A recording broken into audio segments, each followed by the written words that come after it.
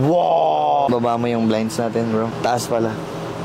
Okay. Okay. So guys, hindi na namin papahula kung ano to kasi at the end of the video nandito naman kung ano yung ano na to. Pero gusto lang namin pakita itong coaster van na to worth 5 million setup. Yeah. So, kumusta naman yung upo mo dyan, kapatid? Sobrang komportable, guys. Parang pang basketball player to Oo nga, para tayong NBA na dito, di ba? Oo nga eh. So, tour natin ng mga kasoso para makita nila yung loob ng coaster van na to. So, pare, di ba meron akong nakitang wireless charging dyan? Saan ba yun? Paki-charge mo nga yung cellphone na to. Ito, tatry natin to, guys, ha. Ayun. Oh, mandar, guys. Tapos, ito, may mga cabinets pa siya. May iPad. Yung iPad na to, kinokontrol niya tong lahat ng bus na to. Tsaka, pakita mo siya yung iPhone. Ito yung control box natin. Pakita natin yung... Nagagalaw yan, sir. So, ito yung control box natin. Lahat, magagalaw mo dyan. Ito, curtain. One button off. Magsasarado na yan. Wow. So, pwede mo rin iba-ibahin. Pwede yung left lang yung nakabukas, yung right, sa likod. So, ayun, kumpleto tayo. Pakita ko lang itong upuan na maganda pa sa Alphard. Gaganyan mo. Iyan. Ito lahat yung controls niya, guys. May aircon na rin yung upuan sa likod, tsaka sa puwet. So, pakita mo. Para mag-massage ka muna, relax ka muna dyan. Ayan. Sana na-feel nyo rin ito, na-feel kong massage chair na to.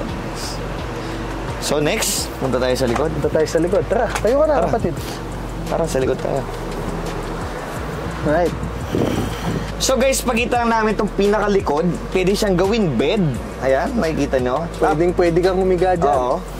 Pwede kayong 2 tao na umiga dyan. Tapos, pwede rin siyang 4 na nakaupo.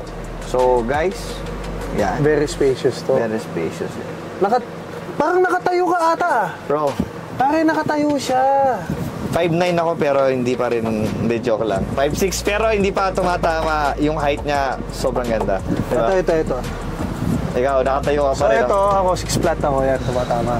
So sakto siya pang 6 footer. Tapos guys, upgraded na rin yung aircons niya. Ayan. Ginawa ng ganyan. Pati yung Pioneer head unit and sounds natin.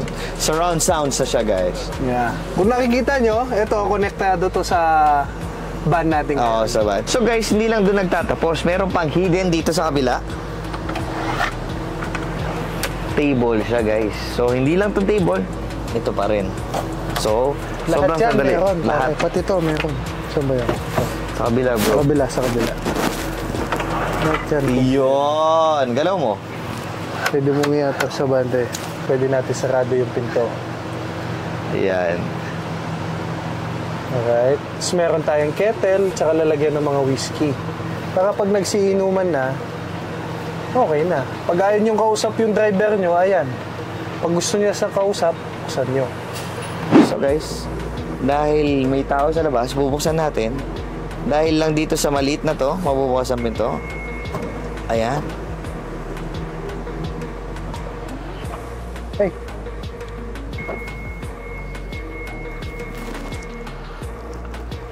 Ilan tayo? 4? Oh, ano muna kayo, oh? Pakita mo naman yung cockpit natin, Captain Miguel.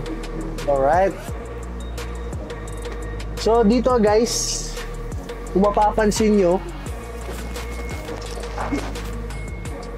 ayan, kahit driver ka, kompleto, malaking espasyo. Ganda yung manibela.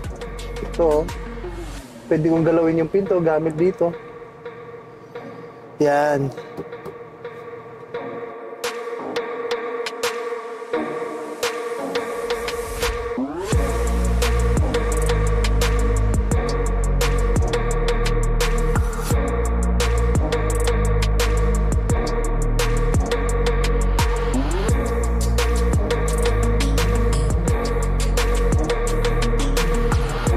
Kung ako magkakapera, panis lahat. Ito yung bibiling ko, guys.